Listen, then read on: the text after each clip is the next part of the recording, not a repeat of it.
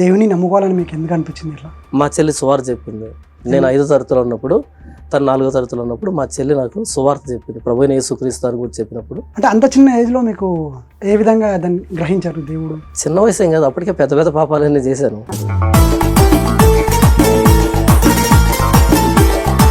అంటే అంత చిన్న ఏజ్లోనే విగ్రహారాధన, ఈ దేవుడు అని అంతగానం ఎట్లా?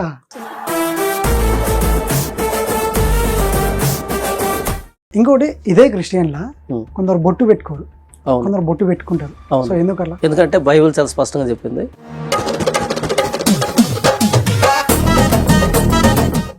విగ్రహారాధన ఉన్నారు కదా, సో అంటే విగ్రహాలు చేయడం తప్పంటారా లేకుంటే మొక్కడం తప్పంటారా? ఏమంటారు? రెండు తప్పే. ఎట్లా?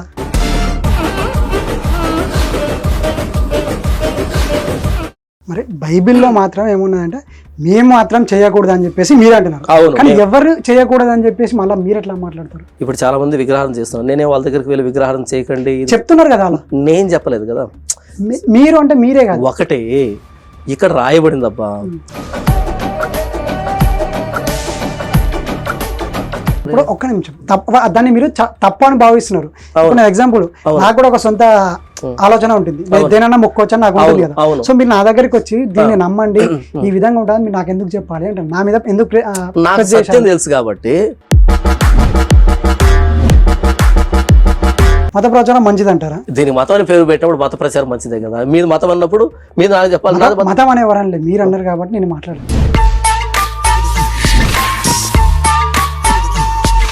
సో నేను కూడా అదే అంటాను, అంటే భూమి ఎప్పటికీ సర్వం ఉండదు కాబట్టి దేవుని నమ్మేందుకు మానవత్వంలోనే బతికితే అయిపోద్ది కదా అని. దేవుడు మనకు అర్థం కాకపోతే మానవత్వం అనేది రాదు అని చెప్తున్నాను నేను. ఫస్ట్ నుంచి మానవత్వం లేదంటారా? మానవుడిని చేసింది ఎవరు చెప్పండి, దేవుడు అంటారా? అంటారా? మీకు క్లారిటీ లేదా? దేవుడు సృష్టించలేదు నేను అంటున్నాను. మరి ఎవరు సృష్టించారు మానవుడిని? మీరు చెప్పండి, మీరు అది చెప్తున్నారు కదా.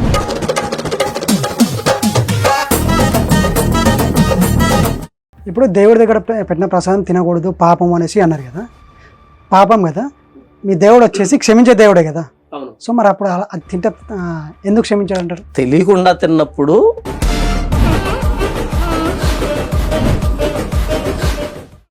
క్రిస్టియన్లలో ఎస్సీ ఎస్టీలు ఉన్నారు. సో వాళ్ళని కన్వర్ట్ చేసేసి మారుతున్నారు. కానీ మారినప్పుడు ఎస్సీ ఎస్టీ సర్టిఫికేట్ ఉంటుంది కదా. సో దాంట్లో క్రిస్టియన్ అనేది మెన్షన్ చేయకుండా హిందూ అని మెన్షన్ చేసి గవర్నమెంట్ జాబ్ మాకు కావాలని చెప్పేసి పోటీ పడుతున్నారు. దాంట్లో ఎందుకో క్రిస్టియన్ అని మెన్షన్ చేసుకోలేకపోతున్నారు అంటే.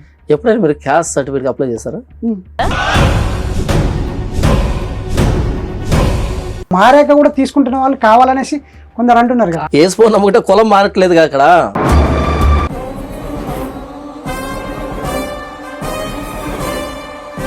ఫస్ట్ మీరు వచ్చేసి దేశాన్ని గౌరవిస్తారా మతాన్న? దేశాన్ని గౌరవించడం అంటే ఏంటో చెబితే నేను తర్వాత సమాధానం ఇస్తాను. నాకు తెలియదు ఆ పదానికి అర్థం ఏంటో. దేశాన్ని గౌరవించడం అంటే ఏంటి? దేశాన్ని గౌరవించడం అంటే మన చట్టంలో ఏమైతున్నాయో అన్నింటినీ మనం ఆచరిస్తూ వెళ్ళడం. ఇంతవరకు నేను చెప్పాను, కాన్స్టిట్యూషన్కి అగేన్స్ట్గా మేము పోము కాబట్టి రిజర్వేషన్ కూడా అనుభవించాలని చెప్పాను. ఓకే, మరి దేశాన్ని గౌరవించినట్టే కదా నేను.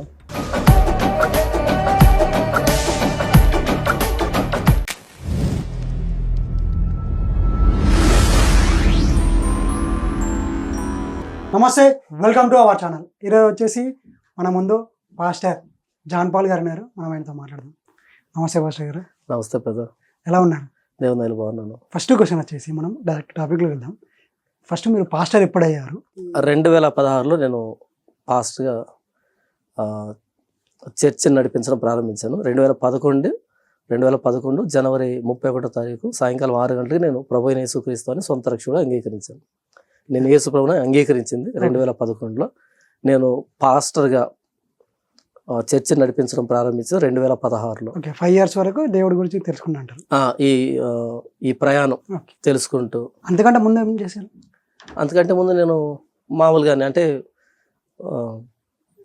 హిందూ కుటుంబంలోనే పుట్టాం కాబట్టి ఇక పద్ధతులు అలవాట్లు అన్నీ అవే ఉండేటివి. అంటే సాధారణంగా మామూలు ఒక కాలేజ్ గోయింగ్ స్టూడెంట్ ఎలా ఉంటాడు, స్కూల్ గోయింగ్ స్టూడెంట్ ఎలా ఉంటాడు, వాళ్ళకంటే వరస్ట్గా ఉన్నాను. అసలు ఈ దేవుని నమ్ముకోవాలని మీకు ఎందుకు అనిపించింది ఇట్లా? మా చెల్లి సువార్త చెప్పింది. నేను 5వ తరగతిలో ఉన్నప్పుడు, తను 4వ తరగతిలో ఉన్నప్పుడు మా చెల్లి నాకు సువార్త చెప్పింది. ప్రభువైన యేసుక్రీస్తు అని కూడా చెప్పినప్పుడు అలా నా 5వ తరగతి నుంచి 2010 వరకు తను చెప్పిన మాటలు 2010లో నవంబర్ 26 సాయంకాలం 6 గంటలకి తను మరణించింది. నా ఒడిలో పడుకొని చనిపోయింది. ఆ రోజు రాత్రి ప్రభువైన యేసుక్రీస్తుని గురించి పూర్తి విషయాలు నాకు అర్థమయ్యాయి. అలా ఒక మరుసటి సంవత్సరం 2011లో ప్రభువైన యేసుక్రీస్తుని నేను అంగీకరించాను దేవుడిగా, రక్షకుడిగా. అంటే అంత చిన్న ఏజ్లో మీకు ఏ విధంగా దాన్ని గ్రహించారు దేవుడు అని చెప్పేసి? అంటే చిన్న వయసు అంటే ఇక్కడ ఇది నా 5వ తరగతి నుంచి జరిగినటువంటి ప్రయాణం కదా. చిన్న వయసు ఏం కాదు, అప్పటికే పెద్ద పెద్ద పాపాలన్నీ చేశాను. కాబట్టి 4th క్లాస్ సమయంలో చెప్పారు కదా మీరు. అంటే ఆ ఏజ్ సంబంధించిన నాలెడ్జ్ అది. ఓకే. అంటే ఆ 4th క్లాస్ లో తను చెప్పాల్సినటువంటి విషయం ఇప్పుడు ఇవి విగ్రహాలు, దేవుడు వేరే, అది 4th క్లాస్ వాళ్ళు చెప్పొచ్చు, ఇబ్బంది లేదు. ఓకే. అలా ఏంటంటే అప్పటి నుంచి అంటే ఆ ఏజ్ లో పెద్ద ఫిలాసఫీ చెప్పింది, తత్వజ్ఞానం అంతా బోధపడింది అని కాదు నా ఉద్దేశం. ఓకే. ఆ ఏజ్ లో మనం మంచి చెడులు మాట్లాడుకుంటాం కదా. తెలిసేప్పటి నుంచే దేవుడు అనేటువంటి దేవుడు దయ్యం, మనం తప్పు చేస్తే దేవుడు వచ్చి గొంతుకు వస్తాడు, లేకపోతే దయ్యం ఉంటది, ఇలా చేస్తుంది, ఇలా మాట్లాడతాం కదా. ఆ ఏజ్ లో నాకేం అర్థం కావాలో తనకేం అర్థమైందో అది చెప్పడం జరిగింది. మీకేం అర్థమైంది మీ సిస్టర్ చెప్పినప్పుడు? అర్థమైంది. అంటే మొట్టమొదటి నాకు చెప్పింది ఏంటి మా చెల్లి అంటే, మనం నమ్ముతున్నది దేవుళ్ళని కాదు, మనం నమ్ముతున్న విగ్రహాలని, దేవుడు వేరే విగ్రహాలు వేరే అనే విషయం తను చెప్పడం జరిగింది. బైబిల్లో కీర్తనల గ్రంథం 115వ కీర్తనలో ఆ మాట రాయబడి ఉంటుంది. విగ్రహాల గురించి, దేవుడి గురించి ఉంటుంది. ఆ ప్రసంగాన్ని విని అప్పుడు మా నాన్న అయ్యప్ప స్వామి మాల వేసేవాడు. ఆ విగ్రహాలు ఉండేటివి ఇంట్లో, వాటికి మేము పూజ చేసేవాళ్ళం. నేను మా చెల్లి కానీ ఎక్కడైనా పూలు తీసుకొచ్చి వాటికి అలంకరించడం, అంటే అదొక భక్తిలాగా ఉండేది చిన్నపిల్లలు ఆ వయసులో. అలా ఈ గుళ్ళు గోపురాలు తిరగడము, చిన్నపిల్లలు ఉంటాం కదా, అలా ఏంటంటే ఇవి దేవుళ్ళు కాదు అని చెప్పడం జరిగింది ఆ వయసులో. మా చెల్లి అలా తను తెలుసుకొని తను చెప్పింది. తర్వాత వాదోపదాలు జరిగేటివి. ఇలా ఈ మొత్తం క్రమంలో యేసుప్రభు దేవుడే అని నేను పూర్తిగా యేసుప్రభుని దేవుడని, రక్షకుడని అంగీకరించడానికి 2011 జనవరి 31వ తారీఖు సాయంకాలం 6 గంటలకి నేను అంగీకరించాను ఆయన పూర్తిగా. అసలు మీ చెల్లెకి ఎవరు చెప్పారు? అంటే మీకంటే చిన్ననే కదా. అవును. మా చెల్లికి ఎలా తెలుసు అంటే, మా చెల్లిని ఒక హాస్టల్లో చేర్చాం. 4వ తరగతిలో హాస్టల్లో చేరిస్తే మా మామ ఆ హాస్టల్ వార్డన్, అంటే మాకు చిన్నప్పటి నుంచి అమ్మ లేదు, తను ఎలా ఉంటుందో మేము చూడలేదు. మాకు ఊహ తెలియక ముందే తను చనిపోయింది. కాబట్టి తల్లి లేని బిడ్డ అనేటువంటి ఆలోచనతో తను చేరదీసి తన బిడ్డలాగా చూసుకుంటూ తను బట్టలు కొనివ్వడం, తనతో పాటు బయటికి మార్కెట్కి తీసుకుని వెళ్ళడం, షాపింగ్ తీసుకుని వెళ్ళడం, అలా తన కుటుంబ సభ్యురాలుగా ట్రీట్ చేస్తూ, అలా తను క్రిస్టియన్ కాబట్టి ఓసారి చర్చికి తీసుకుని వెళ్ళాడు. వార్డన్ హాస్టల్ వార్డన్ ఒక ఆవిడ తీసుకుని వెళ్తే, చర్చికి తీసుకుని వెళ్తే, ఆ రోజు కీర్తన గ్రంథం 115వ కీర్తనలో విగ్రహాలను గూర్చి, దేవుణ్ణి గూర్చి, విగ్రహాలు మానవుడు చేశాడు, విగ్రహాలని మనిషిని చేసిన దేవుడు అంటూ ప్రసంగం చేస్తే, అవును కదా, మరి మన చేతిలో చేయబడిన విగ్రహాలు దేవుళ్ళు ఎలా అవుతాయి, మనల్ని చేసిన దేవుడు కదా నిజమైన దేవుడు అని అప్పుడు అది విని అలా యేసుప్రభుని అంగీకరించి ఆ వేసవి సెలవులో ఇంటికి వచ్చినప్పుడు నాకు మా నాన్నకు చెప్పడం జరిగింది. అంటే అంత చిన్న ఏజ్ లోనే విగ్రహారాధన, ఈ దేవుడు అని అంతగానం ఎట్లా? అంతకంటే చిన్న వయసులో కూడా అర్థమవుతుంది, అంతకంటే చిన్న వయసులో కూడా. ఎందుకంటే ఒక ఉదాహరణ చెప్తాను. నేను ఒకసారి 6th క్లాస్కి వెళ్ళాను. అంటే ఒక టీచర్ రాలే. టీచర్ రాకపోతే నేను స్టాఫ్ రూమ్లో ఉంటే, సార్ ఏమనుకోకపోతే పిల్లలు అల్లరి చేస్తున్నారు, 6th క్లాస్లో కాసేపు ఒక పీరియడ్ అలా వాళ్ళని చదివించడం అనేటట్టుగా చెప్పారు. సరే 6th క్లాస్కి వచ్చాను, కూర్చున్నాను. 6th క్లాస్ పిల్లలు అంటే ఎంత ఉంటారు? చిన్న చిన్న పిల్లలు ఉంటారు కదా. ఉంటే నేను వాళ్ళకి లెసన్ చెప్పి మరలా బోర్ కొట్టించడం ఎందుకంటే ఒక లేజర్ పీరియడ్ వచ్చిందంటే వాళ్ళు ఆటోమేటిక్గా వాళ్ళ బ్రెయిన్ అన్నది చదువుకోవడానికి కాకుండా అల్లరి చేయడానికి, మాట్లాడుకోవడానికి ఇలా ట్యూన్ అయి ఉంటుంది.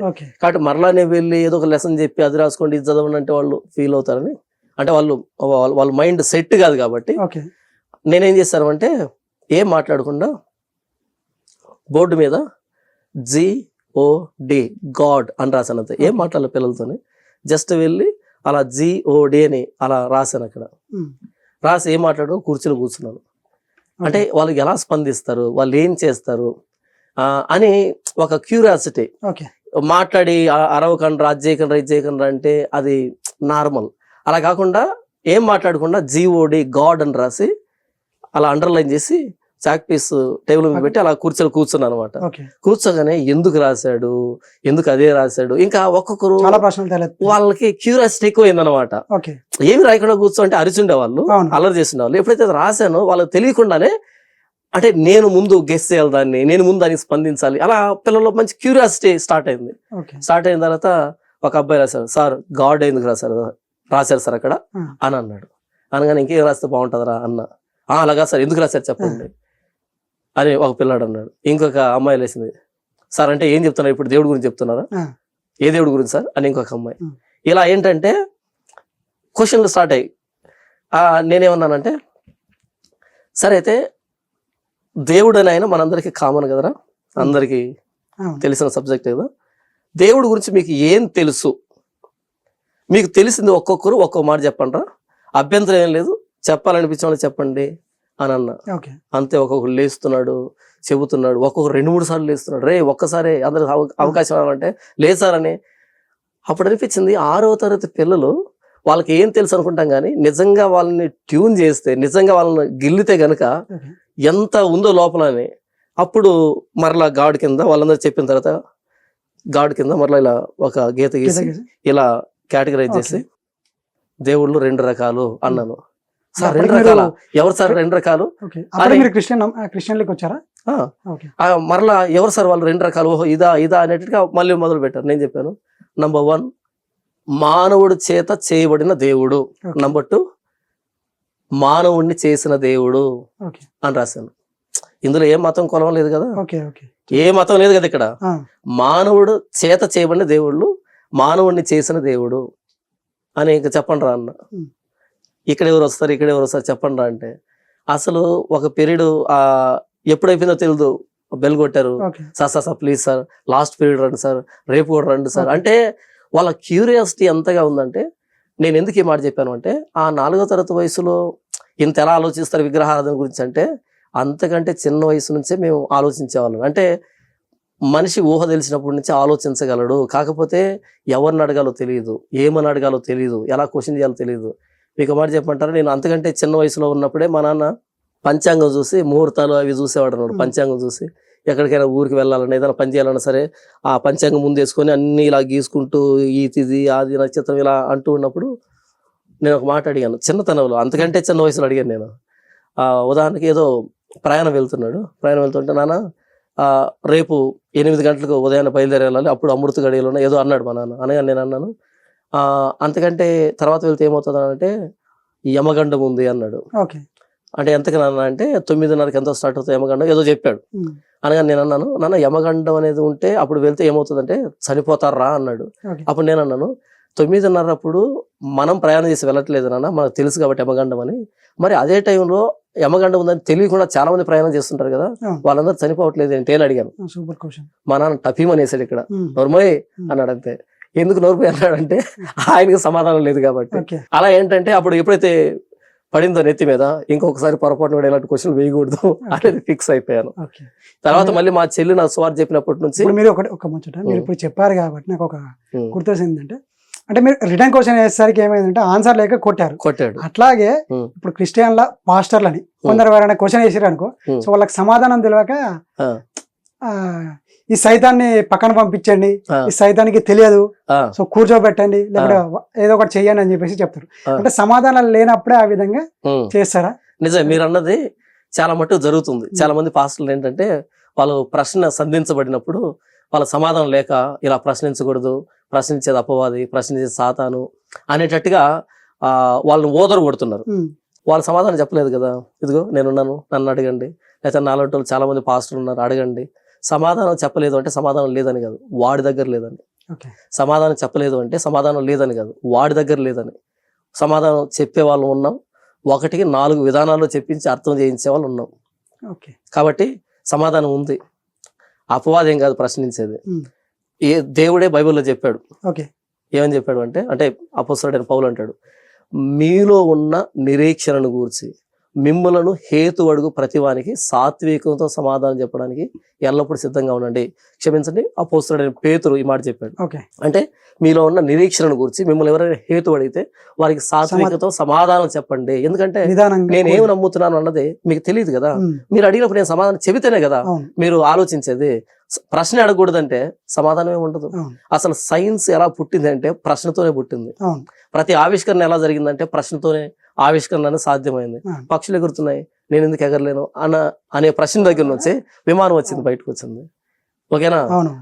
ఇన్ని కాళ్ళు పెట్టుకొని ఈ పురుగు నడుస్తుంది, ఇన్ని గాండ్లు పెట్టి నేను ఎందుకు వాహనం తయారు చేయకూడదు అంటే రైలు వచ్చింది. అవును. కాబట్టి ఏంటంటే ప్రశ్న వచ్చినప్పుడే సమాధానం సమాధానం వస్తుంది. అవును. కాబట్టి ప్రశ్నించేది సాతాను కాదు, అపవాది కాదు. అవును.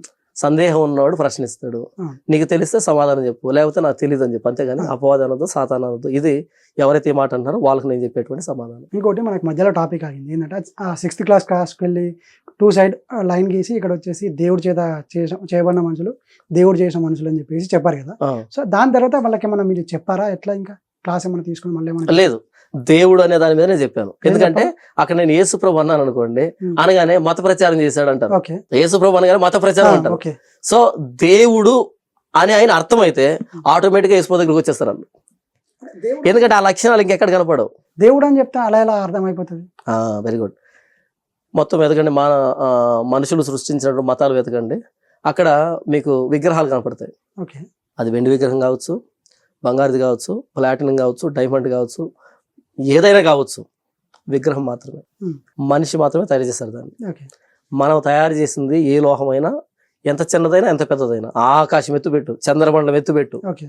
అది మనిషే చేశాడు. ఆ కేటగిరీ అన్ని పడిపోతాయి. కానీ యేసుప్రభు దగ్గరికి వచ్చామనుకో, యేసుప్రభుని ఎవరు తయారు చేయలేదు. ఆయన సిలువ మీద మన కోసం ప్రాణం పెట్టింది దేవుడు ఆయన. సో ఫస్ట్ దేవుడి లక్షణాలు అర్థమైతే ఏదో ఒక రోజు ఆ లక్షణాలు మనసులో పెట్టుకొని, మా సార్ చెప్పాడు కదా ఆ రోజు దేవుడు అంటే ఈ లక్షణాలు ఉంటాయని, ఆ లక్షణాలు ఎవరిలో ఉన్నాయని వెతికినప్పుడు నేరుగా వచ్చి యేసుప్రభు దగ్గర ఆగాల్సిందే.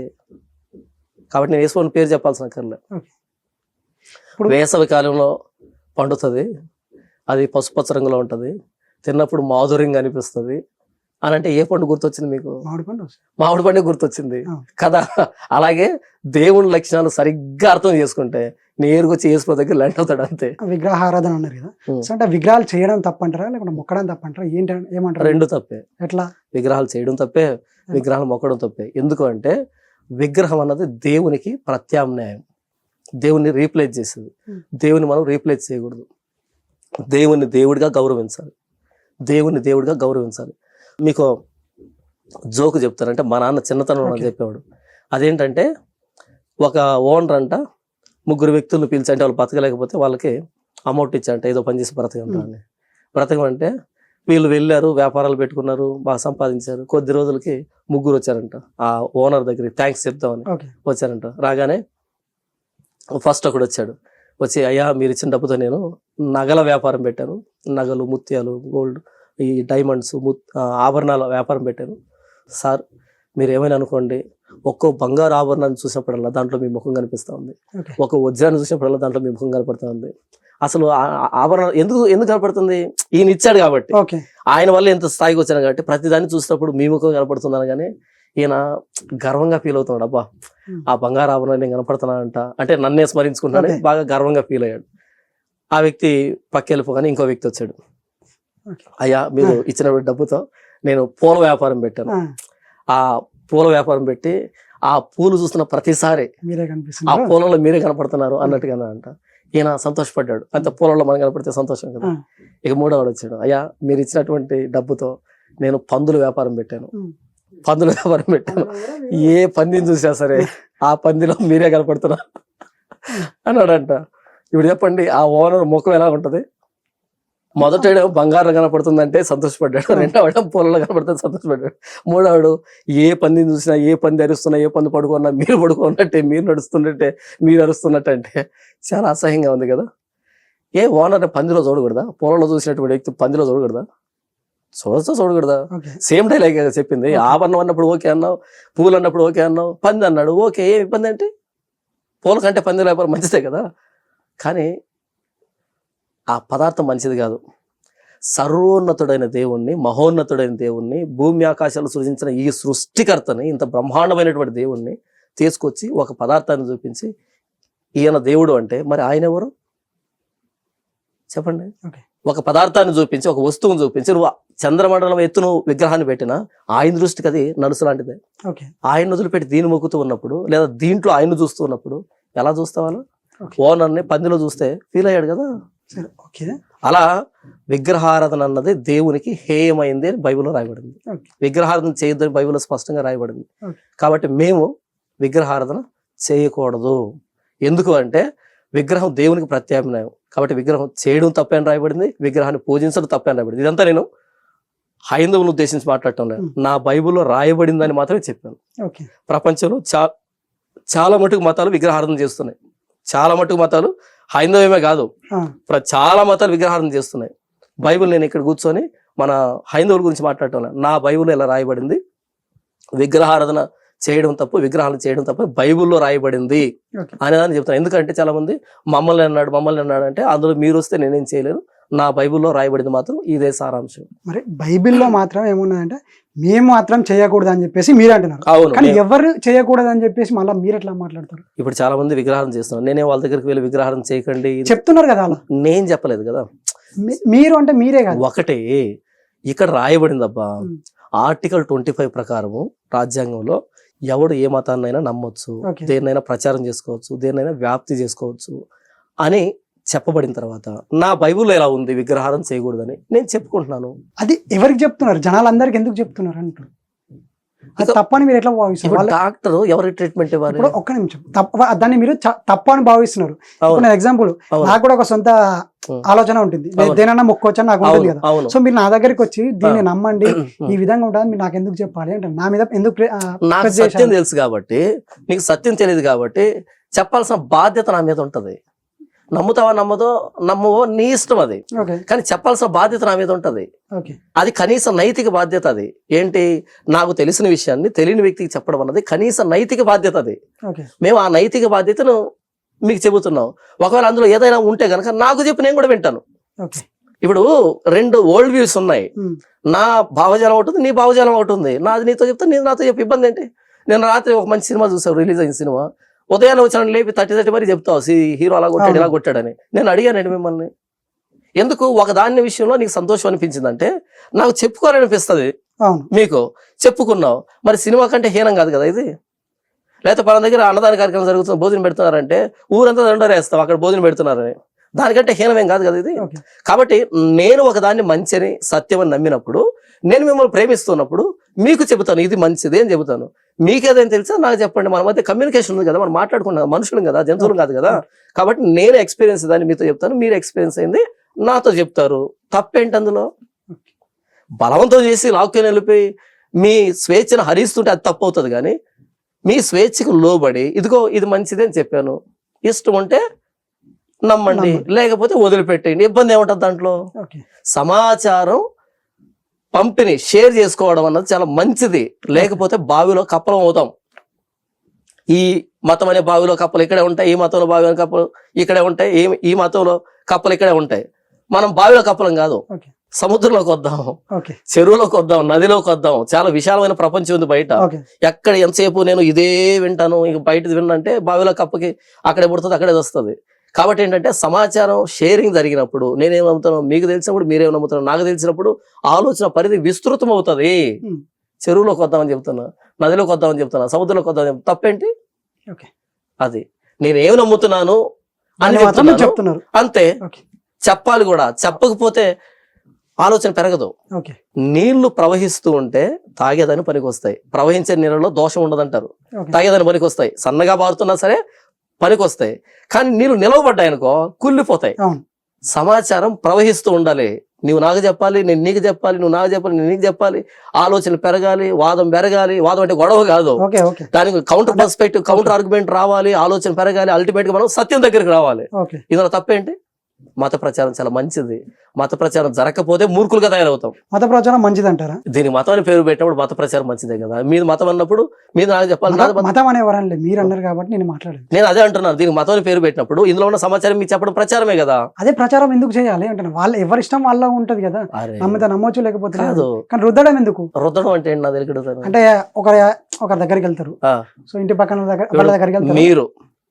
మీరు ఏదైతే నమ్ముతున్నారో నా మీద రుద్దండి ఒక సంవత్సరం. ఇప్పుడు ఎగ్జాంపుల్ అడుగుతున్నా నేను. ఒక నిమిషం, మీరు నా దగ్గరికి వచ్చారు, మా ఇంటి పక్కన వేరే వాళ్ళు ఉంటారు, అవును, వాళ్ళని కూడా పిలవండి అని చెప్పేసి పిలిపిస్తారు. అవును, వచ్చిన తర్వాత వాళ్ళ గుర్తారు, అంటే ఇట్లా నమ్ముకోండి, ఇట్లా చెయ్యండి. నేను మళ్ళీ చెప్తాను వినోద్, ఏం చెప్తానంటే వినోద్, ఒక సంవత్సరం పాటు నువ్వు ఏం నమ్ముతున్నావు నా మీద రుద్దు, నా మీద రుద్దబ్బా. మనుషులకి ఈ మెడ మీద తల అనేది ఒకటి ఉంటుంది, ఈ లోపల మెదడు అనేది ఉంటది. మీరు 100 చెప్పొచ్చు నాకు, ఇది ప్రాసెస్ చేస్తారు కదా, అనలైజ్ చేస్తారు కదా, ఇది అనలైజ్ చేసి ఇది మంచా చెడా అని ఇది ఆలోచిస్తుంది కదా. ఇది ఆలోచించకుండా ఎందుకు నమ్ముతావు నువ్వు? నా తెలుగు అడుగుతాను, ఇది ఆలోచించుకోండి నేను ఎందుకు నమ్ముతాను? ఇప్పుడు మా చెల్లి నాకు ఎప్పుడు చెప్పిందని చెప్పాను? నేను 5వ తరగతి ఉన్నప్పుడు చెప్పిందని చెప్పాను. నేను ఎప్పుడు వేసుకో నమ్ముకున్నా? 2011 వేసుకో నమ్ముకున్నా. మరి ఈ మధ్య కాలంలో నా చెల్లి చెప్పిందని ఎందుకు నా మారలే? ఇక్కడ మెదడు ఉంది, దాంతో ఆలోచించడం ప్రారంభించాను. అది 2011లో పనిచేసింది. కాబట్టి ఎవడు వాడి మతాన్ని ఇంకోటి మీద రుద్దలేడు. రుద్దితే సబ్బు తీసుకొని కడుక్కోపోతుంది కదా, రుద్దలేడు, చెబుతాడు, ఇక్కడికి వస్తుంది. కానీ మనం ప్రాసెసింగ్ చేస్తాం కదా, మంచి ఏంటి చెడేంటి ఆలోచిస్తాం కదా. నువ్వు చెప్పింది నేను ఎందుకు నమ్ముతాను, నేను చెప్పింది నువ్వు ఎందుకు నమ్ముతావు? ఆలోచన ప్రారంభం అవుతుంది. ఆలోచన ప్రారంభం అంటే ముందు సమాచారం లోపలికి రావాలి. చెరుకు మిషన్లు బాగా పనిచేయాలి, ముందు చెరుకు పెట్టాలి కదా. అలా ప్రచారం అన్న చెరుకు, దాన్ని తిప్పు, రసం వస్తుంది, ఎసెన్స్ వస్తుంది. అది మంచిది అనిపిస్తే రా, లేకపోతే వదిలిపెట్టే. కాబట్టి ఇప్పుడు నేను 100 మందికి చెప్తాను, 100 మంది మారరు. మీలాగా ఎందుకు చెప్పలేకపోతారు మరి? అంతే చాలా మంది, ఒక్కొక్కరిది ఒక్కో అవగాహన. ఇప్పుడు ఒక స్కూల్లో జాయిన్ అవుతాడు, యూనివర్సిటీలో ఉస్మానియా యూనివర్సిటీ ఉంది, అందరూ టాపర్స్ రాదు కదా, ఒకడే వస్తాడు, ఇద్దరే వస్తారు. వాళ్ళ అవగాహన పరిధి, వాళ్ళ పరిస్థితులు, వాళ్ళ నేపథ్యము.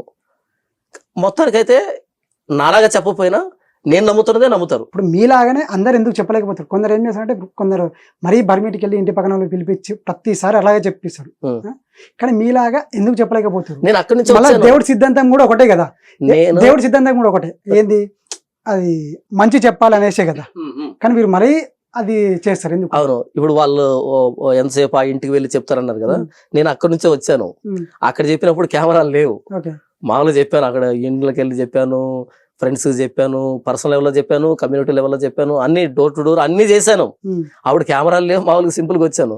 ఇప్పుడు చాలా దూరం వచ్చాను కాబట్టి ఇప్పుడు కెమెరాల ముందు నిలబడి చెప్తున్నాను. అక్కడి నుంచి వచ్చినాడే.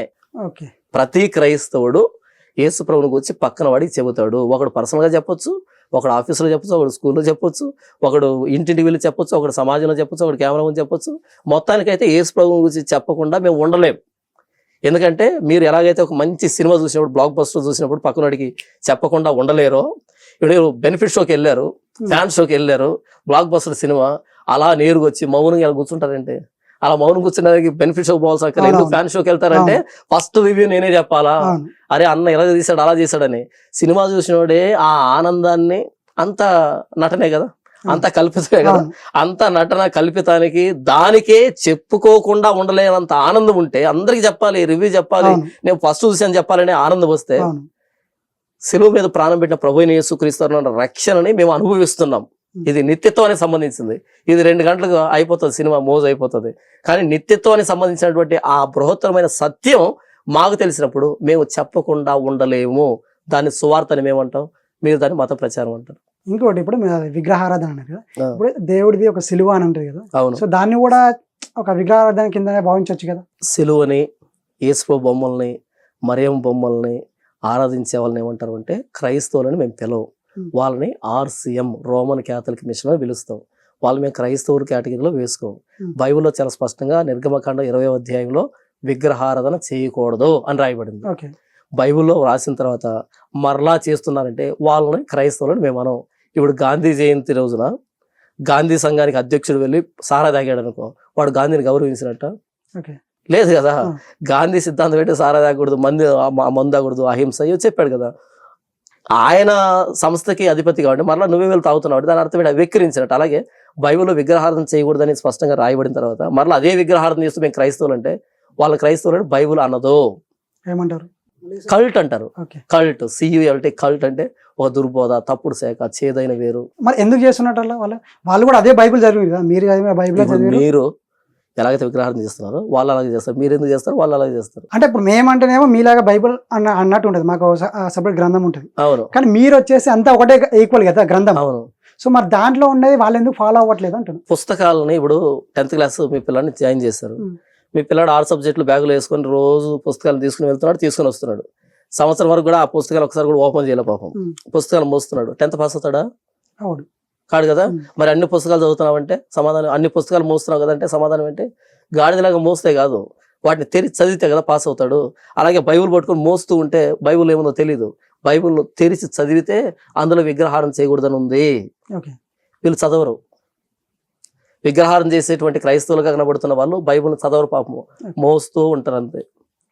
గాడిది కదా బట్టలు మోస్తుందో అలా మోస్తూ ఉంటారు కాబట్టి ఆ లోపల ఏముందో తెలియదు వాళ్ళకి, అందుకని విగ్రహారం చేస్తారు. ప్రజెంట్ మీరు ఎన్ని ఇయర్స్ అయింది సేవ చేయబట్టి? 2016లో సేవ ప్రారంభించాను. ఇప్పుడు 2025, 9 సంవత్సరాలు దాదాపు. 9 సంవత్సరాల్లో మీకు అంటే ఇది డబ్బులు ఎక్కడి నుంచి వస్తాయి? ఇట్లా మట మార్పిడి చేస్తాను లేకుంటే మీకు ఏ విధంగా వస్తాయి? ఒక పూజారికి డబ్బులు ఎలా వస్తాయి? పూజారికి వచ్చేసి వాళ్ళ ఇస్తారు, వాళ్ళ ఇష్టంతో ఇస్తారు. బట్ ఇక్కడ కొందరు క్రిస్టియన్ పాస్టర్లు ఏం చేస్తారంటే ఇష్టంతో ఇవ్వడానికి అడుగుతారు. ఓకే, నన్ను అడిగారు మీరు, కొందరు పాస్టర్లు ఇప్పుడు నన్ను అడిగాడు. ఓకే, పూజారికి డబ్బులు ఎలాగ వస్తాయో ఇష్టంతో ఇస్తారు. నాకు కూడా ఇష్టంతోనే ఇస్తారు. నాకు కూడా నా మాటలు వింటున్న వాళ్ళు, నా వాక్యాన్ని వింటున్న వాళ్ళు ఇష్టంతోనే ఇస్తారు.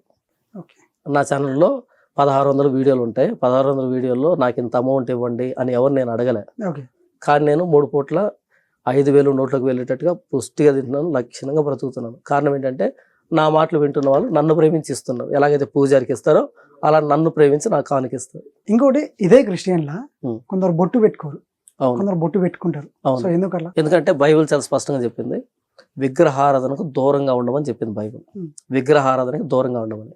బొట్టు అన్నది విగ్రహారాధన సంబంధమైంది కాబట్టి క్రైస్తవులు దాన్ని పెట్టుకోకూడదు.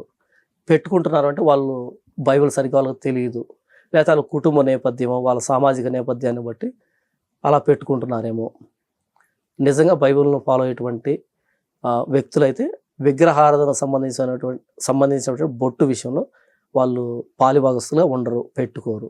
అది విషయం. ఇప్పుడు వచ్చేసి దేవుడి దగ్గర అంటే విగ్రహారాధన అన్నారు కదా, సో అక్కడ దేవుడి దగ్గర వెళ్ళి కోడిని కానీ దాన్ని కూర్చున్నప్పుడు కానీ ఏదైనా ప్రసాదం కానీ పెట్టినప్పుడు తీసుకోకూడదు అంటారు. అసలు ఎందుకు అట్లా? చెప్పాను కదా, విగ్రహారాధన అన్నది దేవుడికి నచ్చదని బైబిల్లో రాయబడింది. క్రైస్తవులు ఎవరు కూడా విగ్రహారాధనలో పాలిభాగస్తులో ఉండకూడదని బైబిల్లో రాయబడింది. ఇక ఈ ప్రసాదం కానీ ఇవన్నీ కానీ విగ్రహారం సంబంధమైనవి కదా, కాబట్టి మేము అసలు ఆ విగ్రహానికి దూరంగా ఉన్నప్పుడు అందులో ప్రసాదానికి ఎందుకు దగ్గరగా ఉంటాం? సరే, ఇప్పుడు మీకు ఒక సిచ్యువేషన్ వచ్చింది, ఇది కరోనా టైంలో అంటే ఒక సిచ్యువేషన్ వచ్చేసింది. సో ఏం దొరకట్లేదు, అదే దేవుడి దగ్గర ప్రసాదం మాత్రమే ఉంది, అదే మొత్తం డిస్ట్రిబ్యూట్ చేస్తారు. సో ఆ టైంలో మీరు తీసుకొని తింటారా? అంటే కరోనా టైంలో ప్రసాదాన్ని డిస్ట్రిబ్యూట్ చేస్తారంటే అది ఫస్ట్ ఆఫ్ ఆల్ జోకు. అంటే ఎగ్జాంపుల్ చెప్తాను, అట్లాంటి సిచ్యువేషన్ వచ్చేసి భూమి మీద మొత్తం కరువు వచ్చింది. ఫస్ట్ ఆఫ్ ఆల్ ఇది ఊహాజనితమైన ప్రశ్న. ఓకేనా, మామూలుగా పెడితే తిన్ను. అసలు కరోనా టైంలో భోజనం దొరకని పరిస్థితుల్లో అసలు గుళ్ళు కూడా మూతపడతాయి కదా. అంటే విపత్కర పరిస్థితుల్లో, ఒక గడ్డు పరిస్థితుల్లో మీకు ప్రసాదమే దొరికింది, తింటారా అంటే తిన్ను. తినకుండా అట్లాగే ఉంటారా? తినను. ఎందుకంటే మా క్రైస్తవులకి మరణం వరకు మేము గోలు పెట్టుకొని ఎలాగైనా బ్రతకాలి, చచ్చిపోయిన తర్వాత ఏం సాధిస్తామో చెప్పు, బ్రతుకుంటే బలుసకైనా తినాలి, ఊపిరింటి ఉప్పైనా అమ్ముకోవాలి, అట్లా మరణం దాకా గీత పెట్టుకొని చావకుండా ఉండేదాకా మేము బ్రతకం. మేము చచ్చినా బ్రతికినా ప్రభువుకి ఇష్టలుగా ఉండాలి అనే కోణంలో బ్రతుకుతాం. కాబట్టి చావు అయినా చావు తర్వాత అయినా ప్రభు దగ్గర ఉండాలని మేము గోలు పెట్టుకున్నప్పుడు ఇది తినకపోతే చచ్చిపోతామేమో అని భయం మాకేం ఉండదు. ప్రభు నాకు ఇవ్వలేదు, ఇది దేవుని చిత్తమేమో, ఇలా పోవడం దేవుని చిత్తమేమో. ఫుల్గా పెట్టినా దేవుని స్తుతిస్తాం, పస్తు పెట్టినా దేవుణ్ణి స్తుతిస్తాం. కాబట్టి మరణం అనేది మాకు అంతం కాదు. మరణం దాకా పెట్టుకొని చచ్చిపోతే ఏం సాధిస్తాం చెప్పు, ఏదో ఒకటి తినాలి కదా, అలా కకృతి పడం మేము. నా మట్టుకు అయితే బ్రతుకుట క్రీస్తు, చావు అయితే లాభం అంటాడు అపోస్తలుడైన పౌలు. అంటే చావు తర్వాత కూడా అతిశయించేది మేమే, చావు తర్వాత కూడా అతిశయిస్తాం. కాబట్టి మేము చచ్చిపోతామేమో కాబట్టి ప్రసాదమైన తినేసేయాలని ఉండదు. చచ్చిపోతున్నా సరే ప్రభువుకి ఇష్టం కాని దాన్ని చేయకూడదు అనే డెడికేషన్ తో ఉంటాం మేము. మీరు తినకూడదా లేకుంటే క్రైస్తవులు తినకూడదా? మేము అంటున్న ప్రతిసారి నేనని కాదు, నేను క్రైస్తవులు ప్రతినిధిగా మాట్లాడుతున్నా అంతే. క్రైస్తవులు తినకూడదా లేకుంటే దాంట్లో బాప్తిజం తీసుకున్న వాళ్ళు తినకూడదంట? బాప్తిజం తీసుకుంటేనే క్రైస్తవులు అవుతారు, బాప్తిజం కూడా క్రిస్టియన్ గాడు. ఇప్పుడు కొందరు అదే మరి పిలిపించి చేపిస్తున్నారు కదా, వాళ్ళకి చెప్పేది అదే కదా, మీరు ఇట్లాంటివి తినక అంటే ఒకరింటికి వెళ్ళేసి పక్క వాళ్ళకి పిలిపించి చెప్తా రుద్దుతారు అని చెప్పాను కదా, సో అట్లాంటి వాళ్ళకి కూడా ఇదే చెప్పేసి రుద్దడం స్పష్టంగా చెప్తాను కదా నేను. బాప్తిజం తీసుకుంటేనే క్రైస్తవుడు, ఏ క్రైస్తవుడు కూడా బైబుల్కి వ్యతిరేకమైన పని చెయ్యడు. అందులో తప్ప ఇప్పుడు డాక్టర్ నీకు వచ్చిన రోగం ఇది, నువ్వు ఇద్దరిని కూడా పత్యం అని చెప్తాడు, అది రుద్దడం ఎట్టవుతుంది? ఆ వ్యక్తి మరీ దారుణంగా తయారు కాకుండా బాగుపరిచేటువంటి వైద్యం ప్రక్రియ, అది పత్యం చెప్పాలి కదా. వైద్యం చేసినప్పుడు పత్యం కూడా చెప్పాలి.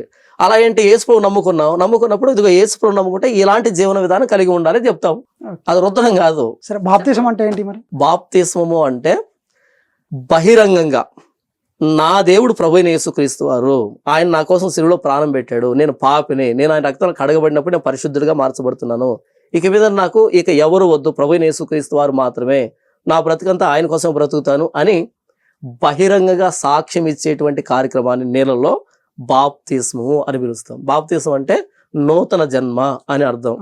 అంటే అంతకుముందు నేను చేసినటువంటి పాపాలన్నింటినీ ఆ నీళ్ళలో పాతి పెట్టేసి కొత్త వ్యక్తిగా తిరిగి లేస్తున్నాను, నూతన వ్యక్తిగా తిరిగి లేస్తున్నాను, ఇక మీద నుంచి నేను ప్రభువైన యేసుక్రీస్తు వారి కోసం బ్రతుకుతానని బహిరంగంగా ఇచ్చే సాక్ష్యాన్ని బాప్తిస్మము అని పిలుస్తాం. ఉదాహరణకి ఒక అమ్మాయి అబ్బాయి ఇద్దరు ఓ దారిలో నడుచుకుంటూ పోతున్నారు, మాట్లాడుకుంటూ చాలా క్లోజ్గా, పక్కన ఏమనుకుంటారంటే చూసారా ఎంత బరిదగించారు వీళ్ళు అంటారు. అదే ఇద్దరు అమ్మాయి అబ్బాయి ఇద్దరు కలిసి 10 మందిని పిలిచి 10 మంది సమక్షంలో పెళ్లి అనేటువంటి ఒక తంతు ద్వారా మరుసటి ఇద్దరు కలిసి నడుచుకుంటూ పోతున్నారు అనుకో, చూడండి చిలక గోరింకలాగా ఎంత బాగున్నారో అని అంటారు. అదే ఇద్దరు అమ్మాయి అబ్బాయి ముందు రోజు ఏమన్నారు, బరి తెగించారు అన్నట్టుగా అన్నారు. వాళ్ళు 10 మంది సమక్షంలో జత కట్టుబడి తర్వాత ఇద్దరు కలిసి వెళ్తే ఎంత బాగున్నారో చూడముచ్చటైన జంట అని అంటారు. తేడా ఎక్కడ వచ్చింది? ఆ బహిరంగ సాక్ష్యం, పెళ్లి అనే బహిరంగ సాక్ష్యం. ఇక మీదటి నుంచి ఈ వ్యక్తి నా భర్త, ఈ వ్యక్తి నా భార్య అని బహిరంగ సాక్ష్యం ఇచ్చాం కదా, రేపటి నుంచి ఇల్లు ఎక్కడైనా తిరగవచ్చు, ఎక్కడైనా మాట్లాడచ్చు, ఏమైనా చేసుకోవచ్చు, అప్పుడు ఇది సంసారం అవుతుంది. అంతకుముందు దాన్ని ఏమంటారు? అలాగే నేను ప్రభువైన యేసుక్రీస్తు వారిని నా సొంత రక్షకుడుగా, నా దేవుడిగా అంగీకరిస్తున్నాను అని బహిరంగ ఇచ్చే సాక్ష్యాన్ని బాప్తిస్మము అని అంటారు. ఇప్పుడు ఒకరిని తీసుకుపోయి వాటర్లో ముంచి లేపితే బాప్తిజం అంటారు. అవును కదా. అదే ఇప్పుడు మన ఇంటి దగ్గర ఉండింది అక్కడ పెట్టేసి తింటే అది భోజనం లాగా మీరు ఎందుకు భావించారు? భోజనం అయితే ఇంటి దగ్గర పెట్టచ్చు కదా, భోజనాన్ని ఆ విగ్రహం దగ్గర ఎందుకు పెట్టాల్సి వస్తుంది? ఇప్పుడు విగ్రహం దగ్గర పెట్టేది కానీ ఇంట్లో చేసేది కానీ రెండు ఒకే పదార్థాలు, మారవు. ఇదే గోధుమ పిండి, ఇదే మైదా పిండి, ఇదే శనగపిండి, ఇదే భోజనం ఉంటది. కానీ దాన్ని అక్కడ ఎందుకు పెడుతున్నారు? ఎక్కడ? ఆ విగ్రహం దగ్గర ఎందుకు పెడుతున్నారు? మీరు మీ ఇంట్లో భోజనం చేసి ఆహ్వానించండి, లక్ష్యంగా వచ్చి తింటాను, రోజు పెట్టినా వచ్చి తింటాను, ఇబ్బంది లేదు. కానీ ప్రసాదాన్ని పెట్టకండి. ప్రసాదం అనుకోవాలి మీరు, దాన్ని ఒక భోజనం లాగానే భావించవచ్చు కదా. వాటర్లో తీసుకెళ్లి ఇప్పుడు ముంచి తీస్తే బాప్తిజం. భోజనాన్ని మేము ఇప్పుడు బాప్తిజం వాటర్లో ముంచిదంతా బాప్తిజం కాదు. ఇప్పుడు నాకు ఎండ ఎక్కువ వస్తుంది, నదిలోకి వెళ్ళి మునుగుతారు, బాప్తిజం కాదు అది. లేదా స్నానం చేస్తాను, బాప్తిజం కాదు అది. మునిగి లేచే ప్రతి బాప్తిజం కాదు. బాప్తిజం అంటే ప్రభువైన యేసుక్రీస్తుని సొంత రక్షకుడుగా అంగీకరిస్తూ మారు మనసు పశ్చాత్తాపం ద్వారా పాపాలు ఒప్పుకుంటూ మునగాలి, అప్పుడు అది బాప్తిజం అవుతుంది. శంకులో పోస్తే గానీ తీర్థం కాదని, మామూలుగా పోస్తే మామూలు గ్లాసులో పోస్తే నీళ్ళు అంటారు, శంకులో పోస్తే దాన్ని ఏమంటారు, తీర్థం అంటారు. అలా ఏంటంటే బాప్తిజం అంటే ఇప్పుడు చెప్పిన కండిషన్ తో మునిగినప్పుడు బాప్తిజం అవుతుంది, లేకపోతే బాప్తిజం కాదు అది. ఇప్పుడు నేను ముంచుతున్నాను, మీకు మారు మనసు లేదనుకోండి, నేను పాస్ గా మిమ్మల్ని అలా ముంచుతున్నాను, మీకు మారు మనసు లేదనుకో, యేసు నా దేవుడిని అంగీకరించలేదనుకో, అది ముంచడం అవుతుంది, బాప్తిజం కాదు అది.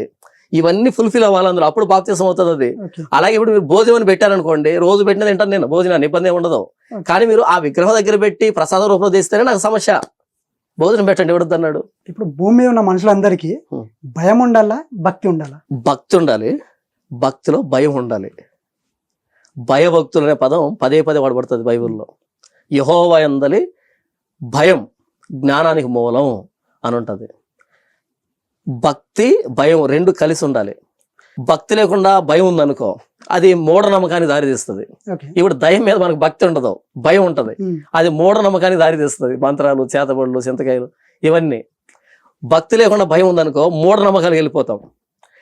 భక్తి ఉండి భయం లేదనుకో విచ్చలవిడిగా తయారవుతాం. ఇప్పుడు మనం లేని చాలా మంది అక్కడ ఏదో గుడి ఉంటుంది, అలా నమస్కారం పెట్టి వెళ్ళిపోతారు, భక్తి ఉంటది కానీ భయం ఉండదు, ఆయన అడుగుతాడని. అలా నమస్కారం పెట్టి నేరుగా వెంకటేశ్వర వైన్స్ దగ్గరికి వెళ్తాడు. మీకు అర్థమవుతుందా? ఆ స్కూటర్ మీద బొమ్మ వేసుకుంటాడు, ఏదో దేవుడు బొమ్మ వేసుకుంటాడు. ఇష్టమే, ఎందుకు బొమ్మ వేసుకున్నాడు? ఇష్టం కాబట్టి. కానీ భయం లేదు, అది విచ్చలవిడతనాన్ని దారితీస్తుంది. భక్తి భయం రెండు కలిసి ఉన్నప్పుడు మర్యాదగా ఉంటాడు, ఆయన చెప్పినట్టు వింటాడు. భక్తి ఉండి భయం లేకపోతే విచ్చలవిడిగా తయారవుతాడు. భక్తి లేకుండా భయం ఉంటే మూఢనమ్మకానికి వెళ్ళిపోతాడు. క్రైస్తవ్యంలో భయభక్తులు ఉంటాయి. అదే మనుషుల మధ్య దైవం గురించి తెలుసుకోవాలా, మానవత్వం గురించి తెలుసుకోవాలంటే ఏమంటారు? ముందు దేవుడి గురించి నేర్చుకోవాలి. దేవుడి గురించి నేర్చుకున్నప్పుడే దేవుని చేత తయారు చేయబడిన మానవుల గురించి వాళ్ళతో ఎలా డీల్ చేయాలో తెలుస్తుంది. మానవుల గురించి అట్లా మానవత్వం గురించి తెలుసుకోవాలా, లేకుంటే మానవుడు అంటే మానవత్వమే కదా. మానవుడు అంటే మానవత్వం కదా. వినండి చెప్తాను. నిర్గమకాండం 20వ అధ్యాయంలో 10 ఆజ్ఞలు ఇవ్వబడతాయి ఇశ్రాయేలు జాతికి. 10 ఆజ్ఞలు, 2 పలకల్లో 10 ఆజ్ఞలు, ఇటువైపు 4 ఆజ్ఞలు, ఇటువైపు 6 ఆజ్ఞలు ఉంటాయి. 4, 6. ఈ మొదటి 4 ఆజ్ఞలు దేని గురించి అంటే దేవుని గురించి. దేవుని ఎలా ప్రేమించాలి, దేవుడికి ఎలా భయభక్తులు కలిగి ఉండాలి, దేవుని ఎలా గౌరవించాలి, పరిశుద్ధపరచాలి అనే దాని గురించి 4 ఆజ్ఞలు ఉంటాయి. ఇటువైపు 6 ఆజ్ఞలు, తల్లిదండ్రులు ఎలా సన్మానించాలి, పొరుగువాడిని ఎలా గౌరవించాలి, పొరుగువాడితో ఎలా మసలుకోవాలనేది 6 ఉంటాయి. యేసుప్రభువు దగ్గరికి ఒక వ్యక్తి వచ్చి ధర్మశాస్త్రంలో ప్రధానమైన ఆజ్ఞ ఏంటి అని అడుగుతాడు.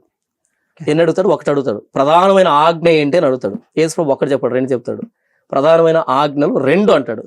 ఏంటవి అంటే, నీ దేవుణ్ణి పూర్ణ మనసుతో, పూర్ణ బలంతో, పూర్ణ వేగంతో, పూర్ణ శక్తితో, పూర్ణ హృదయంతో నీ దేవుణ్ణి ప్రేమించాలి. Number 1, love your God whole heartedly అని చెప్తాడు. దేవుని ప్రేమించాలి ఫస్ట్. అప్పుడు సెకండ్ ఏమంటాడంటే love your neighbour as your self అంటాడు. నిన్ను వల్ల నీ పొరుగుని ప్రేమించంటాడు. ఫస్ట్ మనం దేవుని ప్రేమించడం అర్థమైతే మన తోటి వ్యక్తిని ఎలా ప్రేమించాలో ఆయన తెలియజేస్తాడు, ఆయన ఇస్తాడు. మనుషులు ప్రేమిస్తూ పోయామనుకో మనం ప్రేమించలేం. ఎందుకంటే ప్రేమకి సోర్స్ ఆయన. ప్రేమకి సోర్స్ ఆయన. ఉదాహరణకి ఒక బావి ఉందనుకో, బావిలో నీళ్ళు ఊరుతూ ఉంటాయి. అందులో ఎన్ని బిందులు చేదుకుంటున్నా సరే నీళ్ళు వస్తూనే ఉంటాయి. అలా కాకుండా బిందునే సోర్స్గా పెట్టుకున్నాం అనుకో, తాగే కొద్ది బిందు అయిపోతే ఖాళీ అయిపోతుంది. మనం బిందులు లాంటి వాళ్ళం. మన ప్రేమ, మన గౌరవం, మన మర్యాదలు, మన అభిమానాలన్నీ ఫస్ట్ రోజు ఒకలాగా ఉంటాయి, 2వ రోజు ఒకలాగా, 3వ రోజు ఒకలాగా ఉంటాయి. వాళ్ళు బాగా చూస్తున్నంతకాలం ఒకలాగా ఉంటాయి. ఒక మాట అన్నారు అనుకో, ఫినిష్ అయిపోయింది, మూతిల ముఖం ఎలా పెట్టుకుంటాం. కాబట్టి మన ప్రేమలు చిన్న చిన్న పాత్రలో ఉండేటువంటి నీళ్ళ లాంటివి, లిమిటెడ్గా, ఫైనైట్ లవ్ మంది. కాబట్టి పూర్తిగా మా సహోదరుని ప్రేమించడం. నాకు ఎంతవరకు చేయకూడుతూ ఉంటే వాడిని ఓకే అంటాను. నాకేదైనా తిరుగుబాటు చేశాను, కొంచెం తేడా వస్తే అయిపోయి వాడాలా, నేను ఇలా. ఆకు పచ్చగా అంటే పెళ్లి కోరుకుంటాం, ఆకు వాడిపోతే చావును కోరుకుంటాం. ఇది మన పద్ధతి. కానీ బావి లాంటి ఆయన దేవుణ్ణి మనం ఫస్ట్ గౌరవించినప్పుడు, ప్రేమించినప్పుడు ఆ సోర్స్లో నుంచి ఎన్ని బిందులైనా తోడుకోవచ్చు. ఫస్ట్ దేవుని ప్రేమిస్తే, దేవుని అర్థం చేసుకుంటే మన తోటి వ్యక్తిని ఎలా ప్రేమించాలో ఆయన తెలియజేస్తాడు. ఆ ప్రేమలో నుంచి వస్తుంది.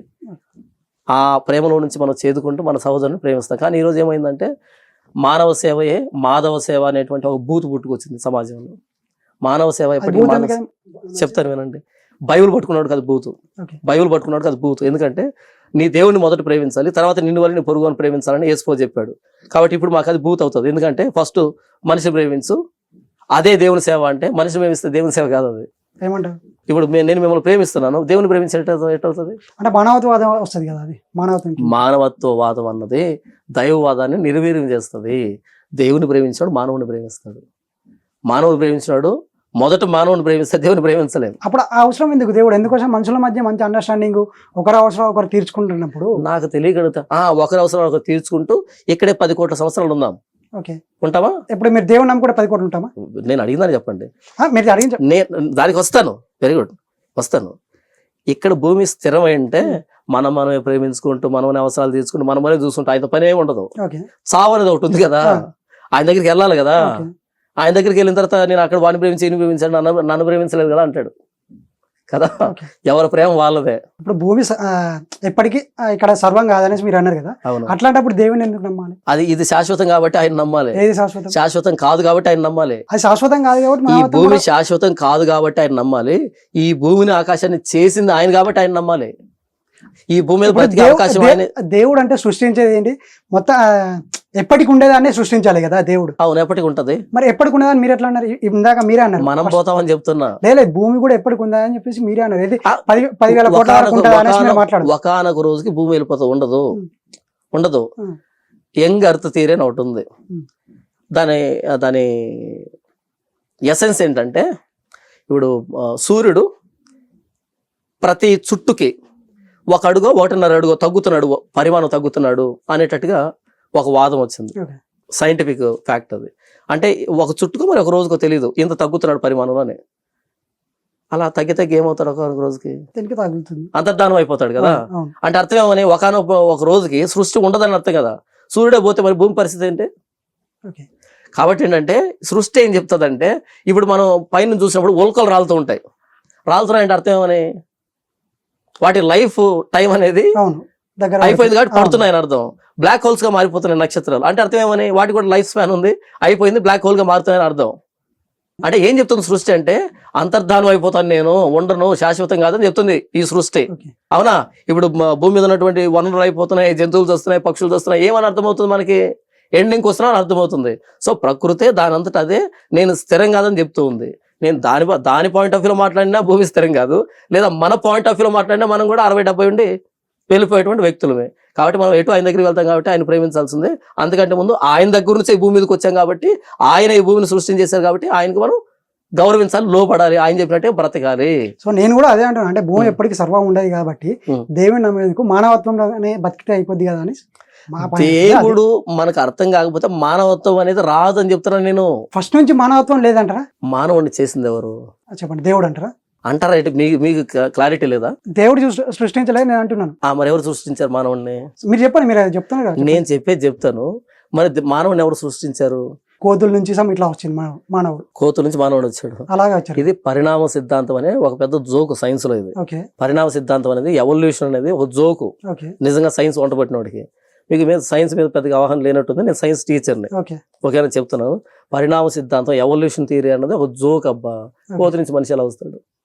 ఇప్పటికి కూడా కోతులు ఉన్నాయి కదా, ఆ కొన్ని మిలియన్ సంవత్సరాల క్రితం జరిగిందంటే చాలా మట్టుకు అన్సాల్వ్డ్ కేసెస్ ఉన్నాయి, మిస్టీరియస్ కేసెస్ ఉన్నాయి. ఎవరు చంపాడు తెలియకుండా, ఎవరు చేశాడు తెలియకుండా ఉన్నాయి.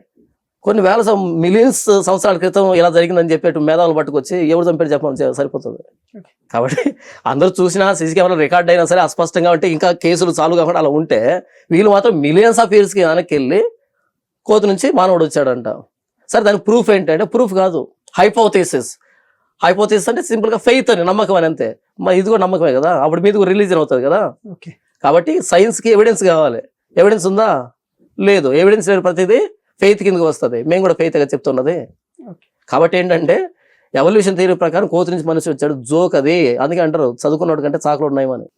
అలా బట్టలు ఉతికి ఒక టైంకి నడువులు బాగా పొంగిపోతే అలా లేచా దేవుడా భగవంతుడా అంటాడు. అదైనా నయం, సాకులతనమైనా. ఇదేంటిది, చదివి యూనివర్సిటీకి వెళ్ళి కోతి నుంచి మానవుడు వచ్చాడని కోతి చేస్తులు చేయడానికి అంత దూరం పోవాలనా? నాకు తెలిసి కోతికి అర్థంగా సైలెంట్గా అర్థమైతే పగలబండి అవుతుంది. ఏంటంటే నాలోంచి మీరు వచ్చారా అని. మానవుడిని దేవుడు చేశాడు, అందుకే మనం సృష్టిని పరిపాలిస్తున్నాం. మానవుడిని దేవుడు చేశాడు కాబట్టి మానవుడు దేవుడికి లోబడాలి. సృష్టికర్త ఎందుకు మనల్ని చేశాడో ఆ ఉద్దేశం ఆయన చెప్తే కానీ మనం పాటించలేము. కాబట్టి మానవత్వం ఏంటో ఆయన చెప్తే కానీ మనకు తెలియదు. ఇప్పుడు దేవుడి దగ్గర పెట్టిన ప్రసాదం తినకూడదు, పాపం అనేసి అన్నారు కదా. పాపం కదా, మీ దేవుడు వచ్చేసి క్షమించే దేవుడే కదా. సో మరి అప్పుడు అది తింటే ఎందుకు క్షమించాడంటారు? తెలియకుండా తిన్నప్పుడు ప్రభు క్షమించంటే క్షమిస్తాడు. తెలిసిన తర్వాత తినడం ఏంటి? మీరు పొరపాటున కాలుదారి పడ్డారు అనుకోండి, నేను చేయించి లేపుతాను. మీరు కావాలని పడుతుంటే ఎందుకు చేయిస్తాను? ఆకలితో ఉన్నప్పుడు తినొచ్చు కదా. ఆకలి అన్నది మాకు ప్రధానం కాదు ఇక్కడ.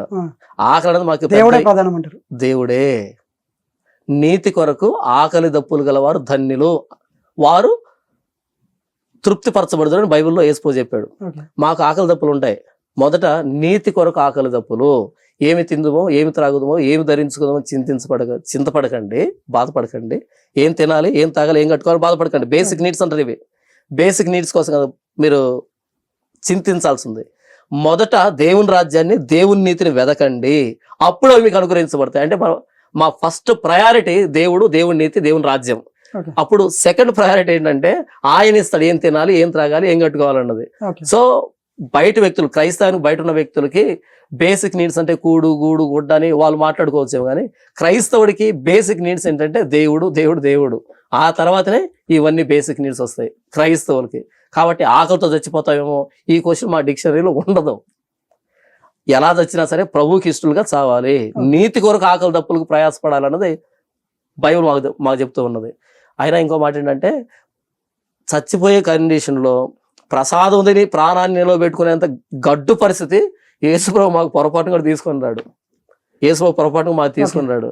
ఇంకా ఎక్కువ మాట్లాడితే మేము తినగా మిగిలింది పక్క వాళ్ళకు పెట్టేంత సమృద్ధిగానే ఇస్తాడు తప్ప ప్రసాదం తిని ప్రాణాన్ని నిలబెట్టుకునేంత స్థితికి యేసుప్రభు మమ్మల్ని తీసుకురాడు. ఒకవేళ అలాంటి స్థితి వచ్చినా సరే మేము తినకుండానే చేస్తాం ఆయనకి ఇష్టలుగా. ఇప్పుడు మీరు యేసుప్రభు దేవుడు అంటున్నారు. అసలు దేవుడు ఎవరు? పరలోకంలో ఉన్న దేవుడా, భూమి మీదకి వచ్చిందా, లేకుంటే ఆయన కన్నావిడ? ఓకే, దేవుడు ఎవరు అంటే ప్రభువైన యేసుక్రీస్తు వారే. అదే ఎవరు పైన ఉన్న ఆయన? ఆయన పైనుంచే కిందికి వచ్చాడు 2000 సంవత్సరాల క్రితం. ఓకే. ఆయన పరలోకంలోనే ఉన్నాడు. ఆయన 2000 సంవత్సరాల క్రితం శరీరధారిగా ఈ లోకానికి వచ్చాడు. శిలువ మీద ప్రాణం పెట్టి మరలా పరలోకానికి వెళ్ళి ఇప్పుడు పరలోకంలో ఉన్నాడు ఆయన. ప్రభువైన యేసుక్రీస్తు వారే దేవుడు. కిందికి వచ్చినప్పుడు ఆయన వాళ్ళు తీసుకెళ్తారు కదా, సిలువేసి తీసుకెళ్తున్నప్పుడు అవును. ఆయన చుట్టుపక్కల ఉన్న వాళ్ళు ఆపదామని ప్రయత్నిస్తుంటే, మీరు ఆపకండి, నిన్ను నా తండ్రి నేను అడిగితే నాకు 1000 దూతల్ని కూడా పంపిస్తాడు అని చెప్పేసి. అవును. మరి దేవుడు కిందికి వచ్చిన ఆయన్నే దేవుడు అని మీరు ఎట్లా అంటారు? పైన ఉన్నాడు అనేసి అక్కడనేమో పైన ఉన్నది ప్రస్తావించారు, మళ్ళీ అప్పుడు మీరేమో ఇక్కడ కిందికి వచ్చిన వారు అని చెప్పేసి మీరు ప్రస్తావిస్తారు. ఓకే, వెరీ గుడ్, మంచి ప్రశ్న అడిగావు. ఈ ముందు మాట్లాడాను కదా, ముందు ఇంటర్వ్యూ ఉంది, దాంట్లో పూర్తి చెప్పాను. త్రిత్వము అంటే ఏంటి? బైబిల్లో ఉన్న దేవుడు త్రిత్వమే ఉన్న దేవుడు, తండ్రి కుమార పరిశుద్ధాత్మగా ఉన్న ఏక దేవుడు, త్రిత్వమే ఉన్న దేవుడు అని స్పష్టంగా చెప్పాను. వాటి బైబిల్ పరిచయం చేసింది అంటే తండ్రి కుమార పరిశుద్ధాత్మగా ఉన్న ఏక దేవుడు. ఆ త్రిత్వంలో రెండో వ్యక్తి అయిన ప్రభువైన యేసుక్రీస్తు ఈ లోకానికి వచ్చాడు, మరలా వెళ్ళాడు. త్రిత్వం అనేది అర్థమైతే యేసు ప్రభు ఎవరో అర్థమవుతుంది. దీని గురించి నా ఛానల్లో డిబేట్స్ ఉన్నాయి, ఇంతకుముందు చెప్పాను, క్వశ్చన్ ఆన్సర్స్ చెప్పాను, చాలాసార్లు చెప్పాను. బైబిల్లో ఉన్న దేవుడు త్రిత్వమైన దేవుడు. ఆయన బైబిల్ ఉన్నది చిన్న వివరణ ఇవ్వండి. తండ్రి కుమార పరిశుద్ధాత్మగా ఉన్న ఏక దేవుడు. ఒకే దేవుడు తండ్రి గాను కుమారుడు గాను పరిశుద్ధాత్మ గాను ఉన్నాడు. కాబట్టి ఆయన అక్కడున్నా ఇక్కడున్నా ఎక్కడున్నా ఆయనే, అది అంటున్నాను. కాబట్టి యేసు ప్రభు పరలోకాన్ని వీడి ఈ లోకానికి వచ్చాడు, మరలా పరలోకానికి వెళ్ళాడు. దేవుడికి సమస్తం సాధ్యమే కదా, ఆయన అన్ని చోట్ల ఉండగలడు కదా కదా ఒకే సమయంలో అన్ని చోట్ల ఉండగలడు కదా. కాబట్టి ఆయన omni potent, omniscient, omni present. ఆయన సర్వజ్ఞాని, సర్వశక్తిమంతుడు, సర్వ వ్యాపి. కాబట్టి ఆయనకు అన్ని సాధ్యమే. అంటే భూమి మీదకి వచ్చినందుకు దేవుడు అని మీరు భావిస్తున్నారు కదా, భూమి మీదకి వచ్చినందుకు దేవుడు అంటున్నారు కదా. దేవుడు భూమి మీదకి వచ్చాడు అంటున్నారు, అదే అందుకోసం అంటారు. మరి ఇప్పుడు అది రాముడిని దేవుడు కాదనేసి మీరు ఎలా అంటారు? మళ్ళీ నేను దాని మీద కామెంట్ చేయను, నాకు సంబంధం లేదు. అంటే మీ వాళ్ళే అంటారు కొందరు. అడిగే వాళ్ళను అడగండి వెళ్ళి, ఆ మాట అనే వాళ్ళని. నేను ఆయన గురించి ప్రస్తావించాల్సిన అవసరం నాకు లేదు. నేను ఒక పాస్టర్ని, ప్రభువైన యేసుక్రీస్తు అని ప్రకటిస్తాను. నాకేంటి ఇప్పుడు ఆయన గురించి నేను ఏ కామెంట్ చేసినా సరే అదో పెద్ద రచ్చ, నాకు అవసరం, టైం వేస్ట్. ఇప్పుడు వచ్చేసి దేవుడి దగ్గర గుడి దగ్గర పెట్టింది ఏదైనా ఏం తినన్నారు, కానీ ఇప్పుడు ఏదైనా పంట వేసామనుకో, సో పంట కోసాక ఫస్ట్ దాంట్లోకి వెళ్ళి ఎంత వచ్చినా సరే దాంట్లోకి వెళ్ళి ఫస్ట్ తీసి దేవుడికే పెడతారు. దాన్ని ఎలా తింటారు మరి మీరు? అక్కడ పెట్టిన దాని మీద ఏది మళ్ళీ దాన్ని మళ్ళీ కలిపేస్తారు. వినండి, అది మళ్ళీ దాంట్లో కలిపేస్తారు. మళ్ళా కలిపేసినా సరే వాళ్ళు అమ్ముతున్నారు, అది ధాన్యము. వాళ్ళు కలిపినా తీసినా ఏం చేసినా అది ధాన్యము. మా సంబంధం లేదు. మేము కొట్టుకెళ్ళి కొనుక్కొని తెచ్చుకుంటున్నాం. వాళ్ళు ఇలా పెడితే ఇలా తీసుకోవట్లేదేమో, వాళ్ళు ఇలా పెట్టడం, మేము ఇలా తీసుకోవడానికి అది కొట్టుకెళ్తున్నది. ఇదిగో డబ్బు ఇవ్వని తెచ్చుకుంటున్నాం, మేము డబ్బు ఇచ్చి కొనుక్కుంటున్నాం. కాబట్టి వాడు ఎక్కడ పెట్టాడు ఎక్కడ తీసా మాకెందుకు? అది ఇప్పుడు వాడు పొలంలోది కొంచెం తీసి కొంచెం పక్కన పెట్టి కొంచెం కలిపితేనే తినకూడదంటే, మొత్తం సృష్టిని చేసిందే ఈ బైబిల్లో ఉన్న దేవుడు కదా. ఈ పంటల్ని, జంతువుల్ని, మొత్తం మానవ జాతిని, ఏదేం తోటలో మొత్తం ఈ సృష్టిని అంతటిని చేసింది ఆయనే కదా. మరి ఆయన చేసిన దాన్ని మీరు ఏదో అలా పెట్టి ఎలా పెడితే ఏదో మళ్ళీ మొత్తం మేము ఎందుకు అనుకుంటాము? మేము డబ్బు ఇస్తున్నాం, కొనుక్కుంటున్నాం, తింటున్నాం. మీరు ఉత్త పుణ్యానికి ఇలా పెడితే మేము తెచ్చుకోవట్లే. ఇలా పెడితే 200 కేజీలు బస్తా పెడతాం చేతిలో, మీరు కాదు కదా. ఇలా పెడితే మేము బస్తా బియ్యం, ఉప్పు, పప్పు పెడతాం, లేదు కదా. డబ్బు ఇస్తున్నాం, తీసుకుంటున్నాం. అంటే డబ్బు ఇచ్చి తీసుకుంటే తప్పు లేదు, కాకుండా అక్కడ ఎవరైనా డబ్బు ఇచ్చి అంగట్లో కొనుక్కుంటున్నాం. గుడికి వచ్చి ప్రసాదం పెట్టించుకోవట్లే. గుడి దగ్గర విగ్రహాల దగ్గర అర్పించదాన్ని ప్రసాదం అంటాం. అక్కడ మేము పొరపాటు కూడా రాము, పెట్టినా మేము తినం. మేము అంగట్లో కొనుక్కొని తింటున్నాం. కాబట్టి దేవుడు ఇచ్చినటువంటి దాన్ని మీరు ఎక్కడ పెడితే మాకెందుకు? నాకు ఏం సంబంధము? అంటే అవి వండింది కూడా దేవుడు ఇచ్చిందే కదా అనేసి నేను అంటున్నాను. ఇప్పుడు ప్రసాదం అనేసి మీరు అంటారు చూసినా, సో దాన్ని ఒక ఆహారం లాగానే వండేసి అక్కడ పెట్టిన దాన్ని కూడా ఆ విధంగా ఎందుకు భావించలేకపోతారు? అంటే మీకు ఒక విషయం క్లారిటీ లాగా ఇబ్బంది పడుతున్నారు. అదేంటంటే, ఎందుకని దాన్ని ప్రసాదం అన్నావు, ఎందుకని నేను భోజనం అన్నావు? పదాలు వేరేగా ఉన్నాయి కదా. ఒకదాన్ని ప్రసాదం అన్నావు, ఒకదాన్ని భోజనం అన్నావు. పదం ఎందుకు మారింది అక్కడ? అది మీరే మార్చారు. అంటే మీరు భోజనం అంటారా గుళ్ళో పెట్టేదాన్ని? ప్రసాదమే అంటే మీరు కూడా దాన్ని చెప్పండి. మీరు అనేదాన్ని మేము చెప్తున్నాం. ఎందుకు ప్రసాదం అన్నామంటే అది దేవుడికి అర్పించింది అని. మీరు ఏదైతే విగ్రహాన్ని దేవుడు అనుకుంటున్నారో దానికి అర్పించారు, దాన్ని మీరు పంచుకుంటున్నారు, అలా మీరు ప్రసాదం అంటున్నారు. మేమేంటి, విగ్రహం దేవుడు కాదు, అలా విగ్రహానికి దేవుడు స్థానం ఇచ్చి దేవుడిని వెక్కిరించి అలా పెట్టిందని మేము తినము అని మేము చెప్తున్నాం. కాబట్టి భోజనం అనే పదమే ఇది వేరు, ప్రసాదం అనే పదమే అది వేరు అని చెప్తూ ఉన్నప్పుడు మీరు ఎంతసేపు ఇది ఎందుకు తింటారంటే ఇది భోజనం కాబట్టి తింటున్నాం. నేను ఏమంటా అంటే పంట కోసిన తర్వాత దేవుడికి తీసి అది పెడతారు కదా అని నేను అది క్వశ్చన్. వాళ్ళ ఇష్టం అబ్బా, పెట్టుకోవను. అలా కలిపేసినాక మళ్ళీ అమ్మితే తీసుకుంటారు కదా, అది కూడా ఒక ప్రసాదం కిందకి మాకు తెలియదు కదా, మాకు తెలియాల్సిన అక్కర్లేదు కదా. తెలియకుండా తీసుకుంటే ఏం కాదంట. తెలియకుండా తీసుకుంటే అది సరుకు అవుతుంది, ధాన్యం అవుతుంది. ఓకే తెలియకుండా తీసుకున్నప్పుడు ధాన్యము సరుకు అవుతుంది, వస్తువు అవుతుంది అది. ఓకే ఇప్పుడు ఒకడు రాయి మీద కూర్చొని సిగరెట్ తాగుతాడు, అదే రాయిని పట్టుకుని వెళ్ళి ఇంకోటి విగ్రహం చేసుకుంటాడు, అంతేనా? ఓకే ఇది దీని మీద కూర్చున్నాడు, దీని మీద కూర్చొని పడుకున్నాడు చేసుకున్నాడు, దీన్ని తీసుకుని విగ్రహం చేస్తున్నాడు. ఓకే. నేను అప్పుడు కూర్చొని సిగరెట్ తాగానని ఇప్పుడు అక్కడ కూర్చొని దాని మీద కూర్చొని సిగరెట్ తాగితే ఒప్పుకుంటారు ఏంది కదా. ఓకే. దీన్ని రాయి అంటాం, దాన్ని శిల్పం అవును. అంటాం. కాబట్టి దాని ఉద్దేశం మారిపోయింది కదా. ఓకే అలాగే ఏంటంటే నాకు ధాన్యం రూపంలో అంగట్లో అమ్ముతున్నప్పుడు అంగట్లో కొనుక్కొని తింటాను. నేను డబ్బు ఇచ్చి ఉత్తి పుణ్యానికి కాదు అది. ఓకే ప్రసాదాన్ని ఉత్తి పుణ్యానికి ఎవరు కదా, ఓకే ఉత్తి పుణ్యానికి కదా ప్రసాదాన్ని ఇస్తారు, ఇలా పెడతారు. Okay free. అది గుడి దగ్గర పెడతారు, విగ్రహం దగ్గర పెడతారు. విగ్రహం దగ్గర గుడిలో కాకుండా దాన్ని ప్రసాదం అనరు. ఓకే ఆహా, అదే లడ్డు బేకరీలో ఉంటుంది, అదే లడ్డు అక్కడ ఉంటుంది, దాని ప్రసాదం ఉంటుంది, దీన్ని స్వీట్ అంటాం. దీని మీద డబ్బు ఇచ్చి కొనుక్కుంటాం, ఓకే దాని మీద చేతులు చాపం. సో ప్రసాదం వేరే, భోజనం వేరే అబ్బా. ఓకే క్రైస్తవులు భోజనం తింటారు, ప్రసాదం తింటారు. ఇప్పుడు మీరు ఇంటికి పిలిచి భోజనం పెట్టండి, తింటాను, ఇబ్బంది ఏమి ఉండదు. కానీ ప్రసాదం పెట్టండి తినం. ఓకే అది మా బైబిల్లో స్పష్టంగా చెప్పబడింది. అది ఇప్పుడు ఇది క్రిస్టియన్లను ఎస్సీ ఎస్టీలు ఉన్నారు, ఉమ్, సో వాళ్ళని కన్వర్ట్ చేసేసి మారుతున్నారు. ఉమ్, కానీ మారినప్పుడు ఎస్సీ ఎస్టీ సర్టిఫికేట్ ఉంటుంది కదా, Hmm. సో దాంట్లో క్రిస్టియానిటీ మెన్షన్ చేయకుండా హిందూ అని మెన్షన్ చేసి గవర్నమెంట్ జాబ్ మాకు కావాలని చెప్పేసి పోటీ పడతారు. Hmm. దాంట్లో ఎందుకో క్రిస్టియానిటీ మెన్షన్ చేసుకోలేకపోతున్నారు అంటే. ఎప్పుడైనా మీరు క్యాస్ట్ సర్టిఫికేట్ అప్లై చేస్తారా? ఉమ్. క్యాస్ట్ సర్టిఫికేట్ అప్లై చేసిన దగ్గర క్రిస్టియన్ అనే ఆప్షన్ చూసారు ఎక్కడైనా? ఏది? క్యాస్ట్ సర్టిఫికేట్ కి అప్లై చేసినప్పుడు అందులో క్రిస్టియన్ అనే క్యాస్ట్ ఎక్కడైనా ఉందో చూసారా ఎప్పుడైనా? ఓకే ఈ సర్వేలు చూడండి, Ah. 100 సార్లు చూడండి, ఎక్కడ ఉండదు. ఓకే క్రిస్టియన్ అనే సర్టిఫికేట్ ఎక్కడ ఉండదు, ఓకే ఆ క్యాస్ట్ లేదు. Hmm. అంతకుముందు ఓసీ అని పెట్టున్నారు, ఇండియన్ క్రిస్టియన్ అని ఓసీ అని పెట్టున్నారు. ఓకే కొద్ది కాడికి ఏమైందంటే, అరే ఇదేంటి వీళ్ళు ఏసుపోని నమ్ముకొని ఓసీ అయిపోతున్నారు, మా పక్కన కూర్చుంటున్నారని ఓసీని బీకేశారు. Hmm. ఓసీని బీకేసి ఇప్పుడు ఏమి పెట్టారు, scheduled caste converted to Christianity అని పెట్టారు, ఓకే బీసీసీ అని. ఉత్తి బీసీసీ పెట్టలే, scheduled caste converted to Christianity పెట్టారు. అంటే నువ్వు మారినా సరే మరలా ఎస్సీ అని చూపెడుతున్నావు అక్కడ స్టార్టింగ్ లోనే. అంటే ఇప్పుడు క్రిస్టియానికి కూడా ఇప్పుడు నేను చెప్పేది వినండి. కాబట్టి ఈ కులంలో పుట్టినప్పుడు కులం మారనంత వరకు కులం మీద ఉండేటువంటి రిజర్వేషన్ ఎందుకు అనుభవించకూడదు? అప్పుడు అది మారాక కూడా తీసుకుంటున్న వాళ్ళు కావాలనేసి కొందరు అంటున్నారు కదా. కాదు, నేను అదే అంటున్నాను. ఏసుప్రభు నమ్ముకుంటే కులం మారట్లేదు కదా అక్కడ, ఏది? కులం మారట్లేదు కదా. ఏసుప్రభు మాట్లాడుకుంటే, ఏసుప్రభు నమ్ముకుంటే రిలీజన్ మారుతుంది కదా. సో అది వచ్చేసి రిలీజియన్ మారితే రిలీజన్ వచ్చేసి అంటే హిందూలో ఉన్న వాళ్ళకి మాత్రమే అది కదా. మీకు సరిగ్గా అవగాహన లేదు. రిలీజియన్ మారితే రిజర్వేషన్ ఉండదని ఎవరు చెప్పారు అసలు? ఏది? రిలీజియన్ మారితే రిజర్వేషన్ పోవాలని ఎవరు చెప్పారు మీకు అసలు? ఎక్కువ మాట్లాడితే ఎక్కువ రిజర్వేషన్, వాళ్ళు మైనారిటీ కిందకి వస్తాం కాబట్టి. మైనారిటీ అది ఇప్పుడు మైనారిటీ వచ్చేసి దానిలోకి వచ్చారు కదా. రిలీజియన్ మారితే రిజర్వేషన్ పోదు, Okay. కులం మారితే పోతుంది. కానీ అక్కడ కులంలోంచి ఏసుప్రభు నమ్ముకున్నా సరే అక్కడ క్యాస్ట్ పోవట్లు అలాగే ఉంది సర్టిఫికెట్ లో. సో రిజర్వేషన్ అనుభవించాలి. ఇది చట్టబద్ధం, రాజ్యాంగబద్ధం. ఇది Okay. ఎవడు ఏ మతాన్నైనా స్వీకరించవచ్చు అని రాజ్యాంగంలో చెప్పినటువంటి విషయం అది. Okay. రిలీజియన్ కి కులానికి సంబంధం లేదు, రిలీజియన్ కి కులానికి సంబంధం లేదు. మీరేమన్నారు ఏసుప్రభు నమ్ముకుంటే మారాలంటే ఇది రిలీజన్, ఇది కులము. ఓకే కాబట్టి లక్షణంగా రాయితీలన్నీ అనుభవించాలి. అలా అనుభవించకపోవడం పాపం.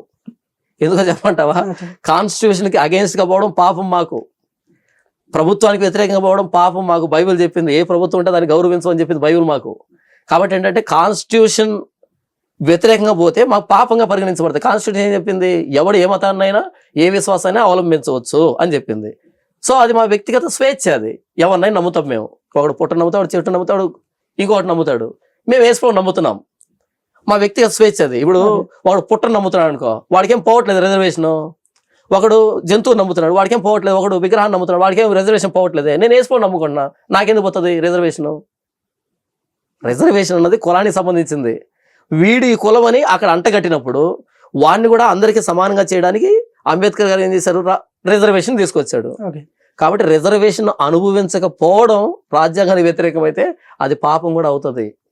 కాబట్టి రాజ్యాంగం ఇచ్చినటువంటి రిజర్వేషన్ ని సంపూర్ణంగా అనుభవించడం దేవుని సేవ, దేవుని గౌరవించినట్టు మా బైబిల్ ప్రకారంగా. నాకు పలానా ఎక్స్ అనేటువంటి కులాన్ని అంటగట్టావు కదా, ఓకే, ఎక్స్ అనే కులానికి ఉన్నటువంటి బెనిఫిట్స్ ఏమైనా మొత్తం పట్టుకురా, అంతే. సో ఫస్ట్ మీరు వచ్చేసి దేశాన్ని గౌరవిస్తారా, మతాన్న, లేకుంటే ఇప్పుడు క్యాస్ట్ గురించి మాట్లాడుకోవడం? ఓకే, దేశాన్ని గౌరవించడం అంటే ఏంటో చెబితే నేను తర్వాత సమాధానం ఇస్తాను. నాకు తెలియదు ఆ పదానికి అర్థం ఏంటో. దేశాన్ని గౌరవించడం అంటే ఏంటి? ఇప్పుడు దేశాన్ని గౌరవించాలంటే మన దేశంలో ఏమేమైతే ఇప్పుడు దీన్ని ఏమంటారు, చట్టంలో ఏమేమైతే ఉన్నాయో అన్నింటినీ మనం ఆచరిస్తూ వెళ్ళడం. ఇంతవరకు నేను చెప్పాను, కాన్స్టిట్యూషన్ కి అగేన్స్ట్ గా మేము పోము, కాబట్టి రిజర్వేషన్ కూడా అనుభవించాలని చెప్పాను. ఓకే, మరి దేశాన్ని గౌరవించినట్టే కదా. నేను దేశంలో ఉండే మూఢనమ్మకాలని పాటించము. ఓకే, దేశంలో ఉండే మూఢనమ్మకాలని ఏడు పైకి ఎక్కి చప్పట్లు కొట్టండి కరోనా చచ్చిపోతుంది అంటే చప్పట్లు కొట్టం మేము. ఓకే, పైకి ఎక్కి దీపారాధన చేయండి అంటే చేయం మేము. పైకి ఎక్కి ఏంటో చేయండి కరోనా పోతుంది అంటే చేయం మేము. లేకపోతే ఇంకో దగ్గరికి వెళ్ళి మునగండి లేవండి మునగం మేము. కాబట్టి ఏంటంటే దేశంలో మూఢనమ్మకాలని పాటించం మేము. ఓకే, ప్రభుత్వాన్ని రాజ్యాంగాన్ని గౌరవిస్తాము. దాని ప్రకారంగా వెళ్ళకపోతే తప్పని బైబిల్ రాయబడింది. చట్టాన్ని గౌరవించాలి. ప్రతి ప్రభుత్వం దేవుని చేత ఏర్పాటు చేయబడిందని రాయబడింది. కాబట్టి ప్రభుత్వానికి సమాంతరంగా ప్రభుత్వాన్ని గౌరవిస్తూ పోతాం. అందుకని క్రైస్తవులు విప్లవాలు చేయరు, విప్లవాలు తిరుగుబాట్లు క్రైస్తవులు చేయరు. ఎందుకంటే ఎంత దరిద్రపు గవర్నమెంట్ వచ్చినా సరే దేవుడు దీన్ని నియమించాడు. రీసెంట్గా ఒక అతను అన్నాడు కదా, ఈ దేశం మాది అని చెప్పేసి కూడా మాట్లాడారు. ఎవరన్నారు? ఏదో ఇంటర్వ్యూలో చూసాను, క్లిప్లో చూసాను, కరెక్ట్ గుర్తు రావట్లేదు కానీ. ఏమో తెలీదు, ఆ వ్యక్తి ఎవరో నాకు తెలియదు. చివరిగా మీరు ఏమన్నా చెప్పగలుగుతున్నారు? చెప్తాను వినోద్. ఏంటంటే క్రైస్తవులు మాకు బైబిల్ ఉంది, ఇది మాకు ప్రమాణం, ఇది మాకు కొలబద్ద లాంటిది.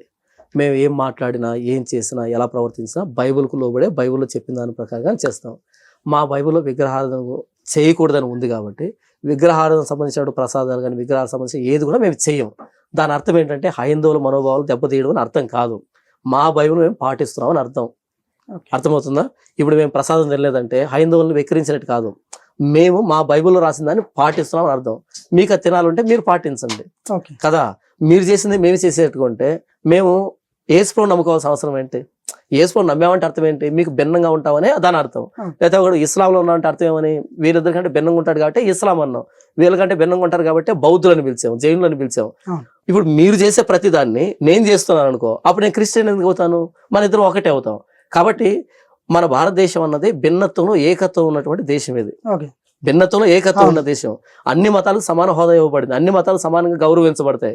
ఎవడు దేన్నైనా నమ్మొచ్చు. ఇస్లాంలో వ్యక్తి క్రిస్టియన్ రావచ్చు, క్రిస్టియన్ వ్యక్తి హిందూజుల వ్యక్తి బౌద్ధులకు వెళ్ళచ్చు, బౌద్ధం జైనులకు వెళ్ళచ్చు. వ్యక్తిగత స్వేచ్ఛ ఉంది. కాబట్టి ఒకసారి నేను దాన్ని వదిలిపెట్టి ఇక్కడికి వచ్చిన తర్వాత దీన్ని ఎందుకు చేయట్లేదు, దీన్ని ఎందుకు చేయవు అని అనడం వితండవాదం. అంటే కనీసం మన భారతదేశం గురించి కనీస అవగాహన లేకపోవడం, రాజ్యాంగం గురించి కనీస అవగాహన లేకపోవడం. నేను యేసుప్రభువుని అంగీకరిస్తున్నాను, నా బైబిల్లో చెప్పిన ప్రకారం నేను బతుకుతాను. నీవు పలానా పుస్తకాన్ని పట్టుకున్నావు, దాని ప్రకారం నువ్వు బ్రతుకు. అంతేగాని నువ్వెందుకు నేను చేసింది చేయట్లేదు, నేను దీన్ని తినట్లేదు అంటే అది తినేదానికి అది చేసేదానికి ఇది ఎందుకు పట్టుకోవాలి, నేను బైబిల్ ఎందుకు పట్టుకోవాలి? కాబట్టి భిన్నత్వంలో ఏకత్వం ఉన్నటువంటి అన్ని మతాలు సమాన హోదా ఇవ్వబడినటువంటి భారతదేశంలో ఉండి నా మతాన్ని నీ మీద రుద్దడం, నీ మతాన్ని నా మీద రుద్దడం తప్పు. కానీ నా గురించి నీ గురించి నాకు తెలుసుకోవడం తప్పు కాదు. కానీ నేను ఇది తింటున్నా కదా, నువ్వెందుకు తినట్లేదు, నేను ఇది చేస్తాను నువ్వెందుకు చేయట్లేదు, నేను దీన్ని చేయకూడతాను నువ్వెందుకు చేయకూడతావు, ఇది మూర్ఖత్వం, మూఢత్వం. కాబట్టి ఈ మూఢత్వం ఈ మధ్య సమాజంలో ఎక్కువైపోయింది. నేను క్రైస్తవుని, నా బైబిల్ ప్రకారంగానే బ్రతుకుతాను. కాబట్టి బైబిల్కు వ్యతిరేకంగా ఉన్నటువంటి, బైబిల్ వద్దని చెప్పినటువంటి దేన్ని కూడా నేను కానీ ఏ క్రైస్తవుడు కానీ చేయడు. కాబట్టి దీన్ని బట్టి హైందవులు కానీ ఇంకొకరు కానీ మనోభావాలు దెబ్బతినాల్సిన అవసరం లేదు. ఒకవేళ అలా మనోభావాలు దెబ్బతింటే కనుక మీరు చేసేదాన్ని బట్టి నేను కూడా మనోభావాలు దెబ్బతినాల్సి వస్తుంది. ఎందుకంటే మీకు అగైన్స్ గా మా బైబిల్లో ఉంది కాబట్టి. కాబట్టి ఎవడి మతాన్ని వాడు అవలంబించండి, కానీ మీ మతంలో ఉన్నది మేము చేయాలని అసలు ఎక్స్పెక్ట్ చేయకండి.